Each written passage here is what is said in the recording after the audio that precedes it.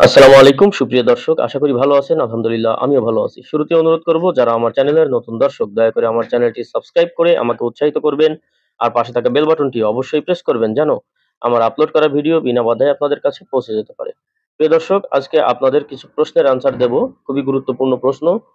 যারা দুবাইতে আছেন তাদের জন্য কিছু এই প্রশ্নগুলো গুরুত্বপূর্ণ, এবং যারা বাংলাদেশে আছেন তাদের জন্য গুরুত্বপূর্ণ।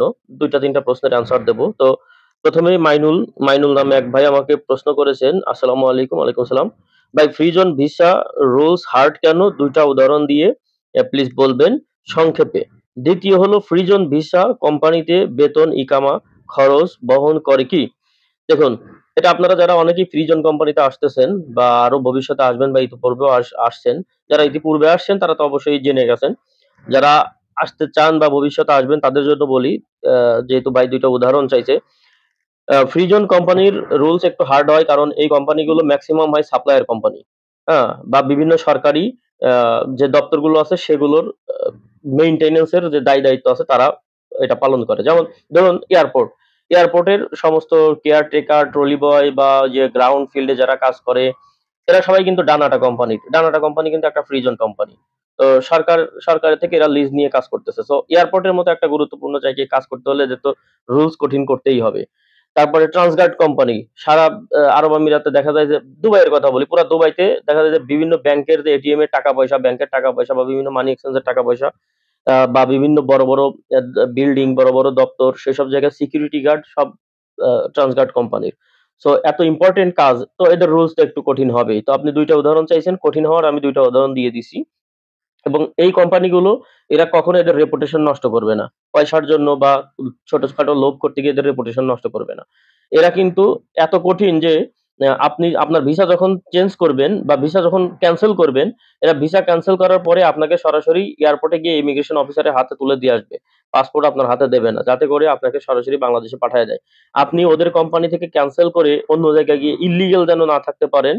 ইল্লিগাল থাকলে ওদের কোম্পানির একটা বদনাম হবে যে এই কোম্পানি থেকে ক্যানসেল করে লোক দেশে চলে যায় নাই। তার মানে এই কোম্পানি সরকারি নিয়ম পালন করে নাই। নিয়ম হচ্ছে, আপনি কোম্পানি ক্যানসেল হয়ে দেশে চলে যাবেন, অথবা ওই কোম্পানি থেকে ক্যানসেল হয়ে আপনি অন্য কোম্পানি থেকে জব কন্ট্রাক্ট বা জব অফার লেটার নিয়ে আসবেন। নিয়ে আসার পরে ওই কোম্পানিকে দেখাইলে তখন ওই কোম্পানি আপনাকে পাসপোর্ট দেবে। তার আগ পর্যন্ত কিন্তু পাসপোর্ট দেবে না। তবে বড় কোম্পানি ডানাটা বা ট্রান্সগার্ড কোম্পানি, এই কোম্পানিকে ওই জব কন্ট্রাক্ট দেখাইলেও আপনাকে পাসপোর্ট দেবে না। সরাসরি বিমানে তুলে দিয়ে আসবে। এটা আমি একটু ছোট লেভেলের কোম্পানির কথা বললাম, যারা আপনাকে জব অফার লেটার দেখাইলে তখন আপনাকে পাসপোর্ট দেবে। যে আপনি অন্য কোম্পানিতে কনফার্ম ভিসা লাগাচ্ছেন। তখন অন্য কোম্পানিতে যখন আপনি জব কন্ট্রাক্ট বা অফার লেটার টাইপ করে ফেলবেন, তখন আর ওদের কোম্পানির কোনো ক্লেইম আসবে না। তখন ওরা গভর্নমেন্টকে দেখাইতে পারবে যে ও তো অন্য কোম্পানিতে গেছে। যেহেতু সরকারিভাবে কোম্পানি চেঞ্জ করার পারমিশন আছে। সো ওরা আত্মপর দিয়ে বেঁচে গেল। এইজন্য এই বিষয়টা এত কঠিন। আর ফ্রি জোন কোম্পানির যেগুলো, এই যে আমি যেই কয়েকটা কোম্পানির নাম বললাম, যেমন দামাক কোম্পানি আছে, ডিএমসিসি আছে, বা আপনার ইমদাদ আছে, ট্রান্সগার্ড আছে, ডানাটা আছে। এই জাতীয় যে বড় কোম্পানি, এই কোম্পানিগুলো আপনার ওরা নিজেরাই আপনার ভিসা রিনিউ করে দেবে। রিনিউর জন্য আপনার থেকে কোনো কস্টিং নেবে না। এমনকি আপনি দেশে যাওয়ার সময় আপনাকে এয়ার টিকেটও, ওরা ওয়ান ওয়ে টিকেটও প্রোভাইড করবে। দেশে যাওয়ার টিকেটটুকু ওরা প্রোভাইড করবে। ভালো, অনেকদিন পুরনো হয়ে গেলে, আপনি যদি অনেক পুরাতন ওদের স্টাফ হয়ে যান, সেক্ষেত্রে আপনাকে রিটার্ন টিকেটও দিতে পারে। তো এই যে ওরা যে দিচ্ছে আপনাকে টিকেট, বা ওরা যে আপনাকে দিচ্ছে এর কি বলে ভিসা রিনিউ করে, এইটা কি সত্যি ওরা ওদের পকেট থেকে দিচ্ছে? আসলে না। দেখুন, আপনি যখন ফ্রি ভিসা নিয়ে অন্যান্য কোম্পানিতে কাজ করবেন, যদি আপনার যোগ্যতা থাকে তো অনেক টাকা বেতন পাবেন। ২৫০০, ৩০০০, ৪০০০, ৫০০০ দিরহামও কামাইতে পারেন। এটা আপনার যোগ্যতা অনুযায়ী। কিন্তু এইসব যেগুলো কনস্ট্রাকশন কোম্পানি আছে ফ্রি জোনের, বা ফ্রি জোনের সাপ্লায়ার কোম্পানি আছে, বা আপনার এই যে ট্রান্সগার্ড, বা এই যে আপনার কি বলে ডানাটা, এসব কোম্পানির বেসিক সেলারি খুবই কম, এবং বছরে অ্যা অ্যা যতটুকু সেলারি আপনার বাড়ার দরকার ওরা কিন্তু ততটুকু বাড়ায় না। দেখা যায় যে ১৫-২০ বছর ধরে একজন লোক কাজ করে, মাত্র ২৫০০, ২৬০০, ২৭০০ দিরহাম বেতন হইছে মাত্র। অথচ আপনি অন্যান্য প্রাইভেট কোম্পানিতে কাজ করলে, যেগুলো আপনি ফ্রি ভিসায়, বা আপনি বাইরের কোনো কোম্পানি মেইনল্যান্ডের, আপনি ১৫-২০ বছর কাজ করলে আপনার বেতন ৪০০০, ৫০০০ দিরহাম ক্রস করে যাবে। ভালো কোম্পানি হলে। কিন্তু ফ্রি জোন কোম্পানিগুলো, বা এই যে দুবাই যে বলদিয়া বলে মিউনিসিপ্যালিটি, এগুলোর বেতন এত সহজে বাড়ে না। আর এই বাড়ে না বিধায়ী আপনাকে ধরুন ১ম এ বেতন ওরা ধার্য করল ১৩০০ দিরহাম।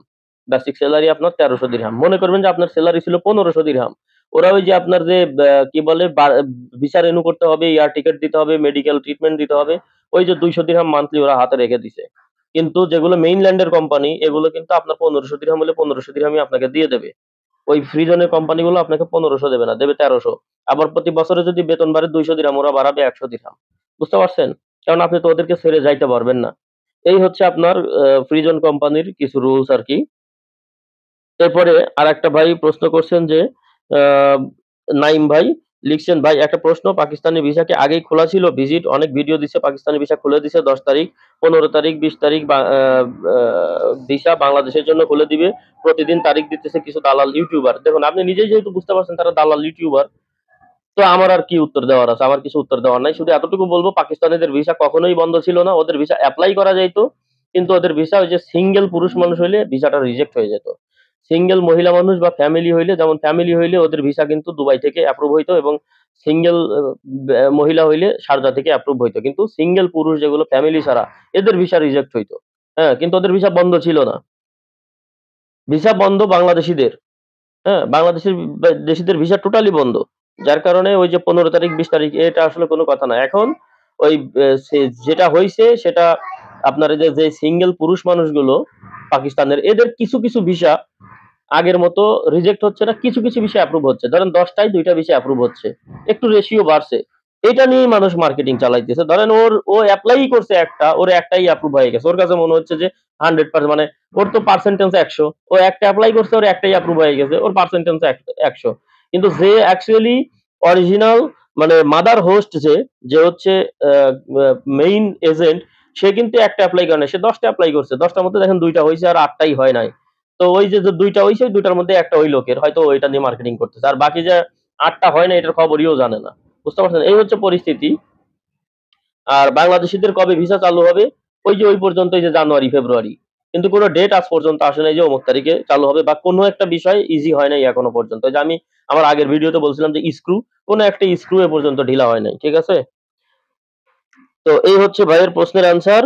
আর একজন ভাই প্রশ্ন করেছেন, উনি দুইটা দুইটা কমেন্ট করেছেন আমাকে।